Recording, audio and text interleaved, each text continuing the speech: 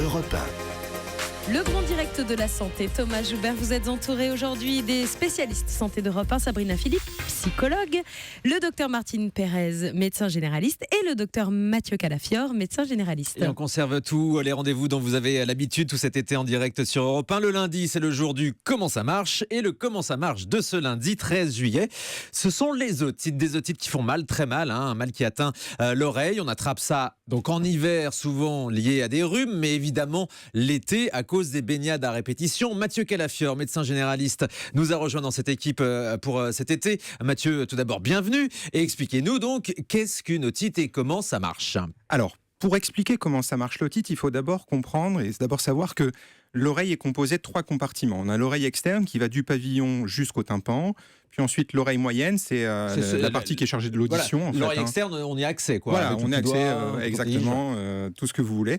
L'oreille moyenne, c'est l'audition avec à l'intérieur le marteau, l'enclume, l'étrier, c'est des os qu'on connaît, hein, on connaît au moins le nom. Et ensuite, l'oreille interne, avec à l'intérieur la cochlée, qui est chargée essentiellement de l'équilibre. Alors, les otites peuvent toucher chacun de ces compartiments, mais la baignade, c'est un facteur favorisant des otites externes, c'est-à-dire vraiment du conduit auditif. Ces otites externes, elles sont dues à l'irritation du conduit par de l'eau ou alors par des bactéries ou des champignons si on se baigne dans des eaux qui sont non désinfectées, comme certaines eaux de mer ou des eaux stagnantes éventuellement. La diminution de l'acidité du conduit auditif va entraîner une macération avec l'humidité et donc une infection, une inflammation essentiellement. Une douleur, parce que cette inflammation est douloureuse. Ça peut gagner éventuellement le tympan aussi qui devient rouge, mais il n'y a pas de fièvre. L'otite externe, il n'y a vraiment pas de fièvre. Donc le traitement, c'est assez simple en général. Il y a assez peu souvent d'antibiotiques, sauf si ça se met à suppurer. On donne du paracétamol contre la douleur et un nettoyage local. On essaye d'assécher un petit peu. Alors, il ne faut pas y aller non plus trop fortement avec les cotons-tiges, mais on peut essayer d'assécher au moins le bord de l'oreille. Et donc, c'est vraiment lié à l'eau, hein, c'est vraiment lié à la baignade. Voilà, c'est la macération due à l'humidité dans le conduit auditif. Alors, j'ai décidé de faire ce sujet ce matin parce que je vais tout vous raconter, je vais vous raconter ma vie, mais voilà, je me suis beaucoup baigné pendant ces vacances et qu'est-ce qui m'est arrivé ? J'ai chopé une otite. Voilà. Et donc ça peut être lié justement à la macération dans votre conduit auditif. Et surtout, la chose à ne pas faire, et je sais que vous l'avez fait quand même, c'est de ne pas mettre de gouttes dans vos oreilles sans avis médical. Mais malheureusement, c'est le premier réflexe qu'on a. C'est le premier réflexe. Allant voir la pharmacie, le pharmacien donner des gouttes. Ça ne servait absolument à rien. Les gouttes dans les oreilles, effectivement, ça peut être un traitement, mais il faut d'abord s'assurer que le tympan ne soit pas perforé. Si le tympan est perforé... Donc consulter, quoi qu'il arrive auparavant. Quand on souffre d'une otite, d'ailleurs, on va consulter, Mathieu. Voilà, tout à fait. On a besoin de vérifier justement l'intégrité du tympan. Le tympan, c'est vraiment comme une espèce de pot de tambour. C'est vraiment ça permet de vibrer, de transmettre les sons comme ça à l'oreille moyenne. Et si ce tympan est perforé, ça peut être très dangereux si on met des gouttes dans les oreilles. Alors, l'otite peut être aussi une otite moyenne si elle touche la partie moyenne de l'oreille. Là, cette otite-là n'a rien à voir avec la baignade, par contre, y compris chez les nouveau-nés. Il y a eu une étude en 2013 sur plus de 2000 nouveau-nés qui a montré que, en gros, même si vous allez avec votre nouveau-né à la piscine, les bébés nageurs, etc., il ne va pas faire plus d'otite moyenne que ceux qui n'y vont pas. Et ça touche pas plus les enfants que les adultes ? Les otites moyennes, ça touche un peu plus les enfants. Ça, c'est plus lié à l'anatomie. La trompe de Stage, qui est une communication entre l'oreille moyenne et la gorge, est un petit peu plus horizontale chez l'enfant. Elle devient un peu plus verticale après, donc elle travaille mieux, si vous voulez, après 6 ans en général. Donc avant l'âge de 6 ans, on peut être un peu plus sujet à faire des otites. Ce qu'on fait souvent dans les otites à répétition, ce qu'on faisait souvent, c'était l'ablation des végétations, qui finalement n'est pas très efficace, ça on s'en rend compte. On y est revenu de ça. Complètement, on se rend compte que ça n'a pas servi à grand-chose. Ce qu'on fait encore assez régulièrement, et l'efficacité discutée aussi, c'est de mettre des aérateurs transtympaniques, ce qu'on appelle des drains. C'est les drains dans les oreilles, ça ressemble à une espèce de petit mini yo-yo perforé. Ça permet de faire une communication d'air entre l'oreille moyenne et l'oreille externe pour essayer d'apporter un petit peu d'oxygène qui va permettre de détruire les bactéries, puis aussi de faire s'écouler éventuellement du pus qui serait dans l'oreille moyenne. Alors du coup, on peut se poser la question, ces drains, si votre enfant a des drains, est-ce que je peux l'amener à la piscine ? Eh bien, si c'est une piscine qui est propre, chlorée, il n'y a aucun souci pour la nage en surface, pas besoin de mettre de bouchons, de bonnets, etc. Une nage en surface dans une eau propre, pas de problème, il n'y a pas d'otite supplémentaire, il n'y a pas de risque. Mais en revanche, la tête sous l'eau ? La tête sous l'eau, ça on évite, clairement, ou alors il faut mettre des bouchons et un bonnet de bain.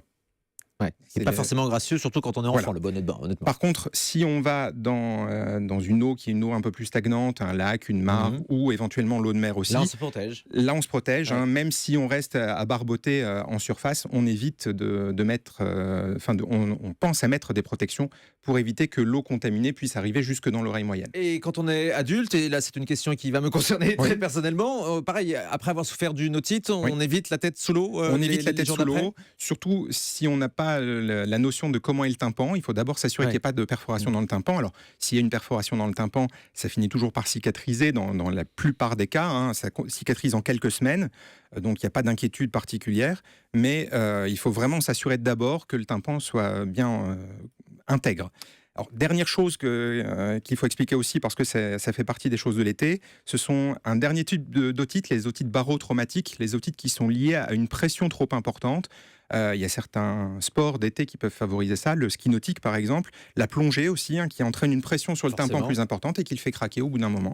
Les pétards aussi, dont on parlait tout à l'heure, la déflagration liée au pétard peut entraîner une perforation tympanique, et ça peut s'entraîner dans ces cas-là, ça peut s'accompagner de vertiges, de choses comme ça. Ça atteint l'équilibre. Voilà, ça touche l'oreille moyenne et ça peut impacter un petit peu l'oreille interne aussi. Beaucoup d'appels au standard, Mathieu Calafiore, sur ce sujet. Valérie nous appelle de Bourg de Péage. Bonjour Valérie. Oui, bonjour, j'ai 54 ans au mois de septembre. J'ai un problème d'otite depuis toute petite. Je fais des otites, jusqu'au jour où une pédiatre, je pense que c'est la pédiatre qui m'a perforé le tympan. Je suis retournée en classe et j'avais un caillot de sang. Voilà, alors que j'étais suivie par un grand ponte qui s'appelle Monsieur Abitbol. Bref, j'étais bien suivie par des ORL. Bon, bref, et depuis maintenant. Alors, j'ai été opérée en 85 d'un cholestéatome. Ok. Donc, c'est quoi? Vous avez eu une greffe de tympan, Valérie, c'est ça? Non, moi, je suis infirmière, mais pour l'instant, j'ai été infirmière à l'époque. J'avais 25 ans.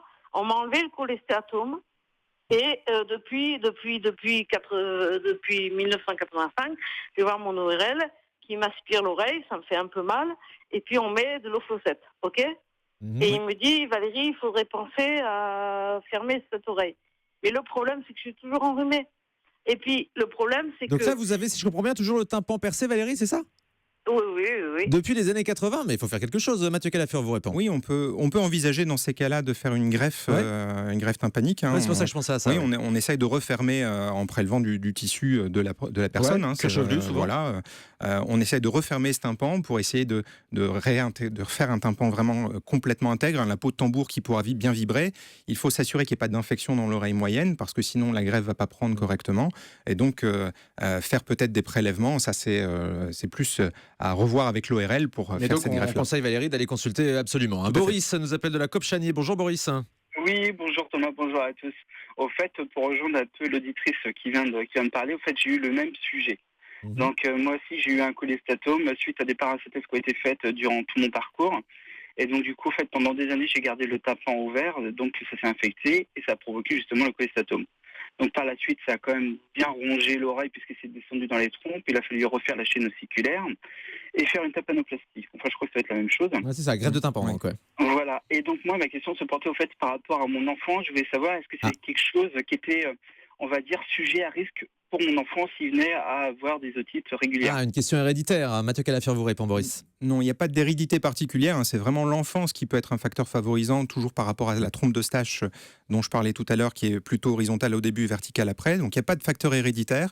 Ce qu'il faut, c'est bien faire attention pour les otites externes au cours des baignades, mais pour l'otite moyenne, c'est de consulter régulièrement dès qu'il y a une douleur dans l'oreille. Mais il faut savoir que avant, on donnait énormément de traitements antibiotiques pour les otites moyennes. Maintenant, jusqu'à l'âge de 2 ans, le traitement antibiotique est recommandé. Au-delà de l'âge de 2 ans, on évite, on attend un petit peu et on se donne un petit peu de recul. Merci beaucoup Boris de votre appel. Juste pour conclure, le sentiment d'oreille bouchée qu'on peut avoir, il n'est pas forcément lié à une otite, Martine? Alors il peut être lié à un bouchon de cérumen qui vient justement se mettre devant le tympan et donc le tympan ne vibre plus. Ça peut être aussi lié à la perforation du tympan.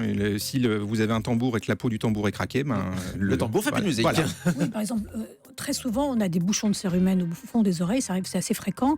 Et puis l'eau, pendant qu'on se baigne, se met derrière, entre le bouchon de cérumen et le tympan. Et là, on voilà. a un sentiment d'oreille bouchée. C'est très désagréable et il faut tout faire pour éliminer ce bouchon de cérumen. Je vous le confirme. On va s'occuper de vous. Allez, gardez les oreilles grandes ouvertes sur Europe 1. On se retrouve dans un instant pour la suite du Grand Direct de la Santé. Europe 1, Thomas Joubert. le grand direct de la santé.